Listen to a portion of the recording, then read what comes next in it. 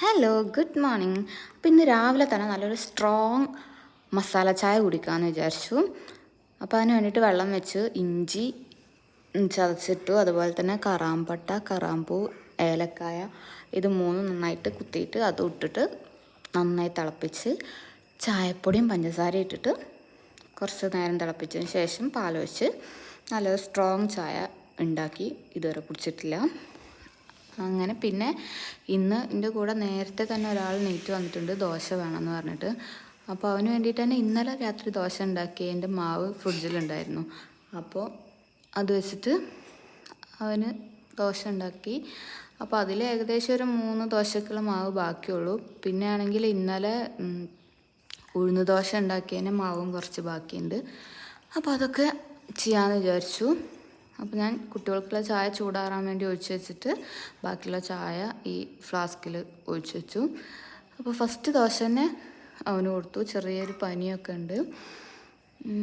അപ്പോൾ അത് കൊടുത്ത് അവനവിടെ സെറ്റാക്കി ഇരുത്തി. പിന്നെ കറിക്ക് വേണ്ടിയിട്ട് ഞാൻ ഗ്രീൻ പീസിൻ്റെ വൈറ്റ് പീസ് എന്നൊരു ഐറ്റം ഉണ്ട്, അതാണ് ഉണ്ടാക്കുന്നത്. അത് കുറച്ച് മഞ്ഞൾപ്പൊടിയും തക്കാളിയും വലിയ ഉള്ളിയും പച്ചമുളകും മാത്രം ഇട്ടിട്ട് ഉപ്പ് ഇട്ടിട്ട് നന്നായിട്ട് വിസിലടിക്കും. ഇവിടെ കുറച്ചിങ്ങനെ വെന്ത രീതിയിലാണ് എല്ലാവർക്കും ഇഷ്ടം. പിന്നെ ഇത് ഞാൻ ഇന്നലെ പറഞ്ഞില്ലേ, ഇന്നലത്തെ ബാക്കി മാവ് ഉണ്ടെന്ന് പറഞ്ഞില്ലേ ഉഴുന്ന് ദോശയുടെ, അപ്പോൾ അതും ഉണ്ടാക്കി.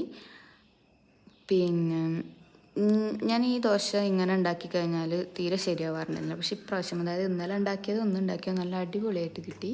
ഇനി ഉണ്ടാക്കിയാൽ കിട്ടുമെന്നറിയില്ല. അപ്പോൾ ഇതാ കറി നല്ല വെന്ത് നല്ല അങ്ങനെ സോഫ്റ്റ് ആയിട്ടുണ്ട്. ഞാനിങ്ങനെ കുറച്ചൊന്ന് ഉടച്ചു കൊടുക്കും കറിക്കൊരു തിക്നെസ് വരാൻ വേണ്ടിയിട്ട്. എന്നിട്ട് നമ്മൾ നോർമൽ കടുകും കറിവേപ്പിലൊക്കെ ഇട്ടിട്ട് തൂമിച്ചിട്ട് അതിൽ തന്നെ കുറച്ച് മല്ലിപ്പൊടിയും ഇട്ടിട്ട് കറിക്ക് ഒഴിക്കും, കുറച്ച് വെള്ളവും ഒഴിക്കും. പിന്നെ കുട്ടികൾക്ക് സ്നാക്സിന് കൊണ്ടുപോകാൻ വേണ്ടിയിട്ട് പഴം വാട്ടുന്നുണ്ട്. പൊതുവെ നെയ്യിലാണ് വാട്ടാറ്, പക്ഷെ നെയ്യില്ല, അതുകൊണ്ട് വെളിച്ചെണ്ണ ഒഴിച്ചു.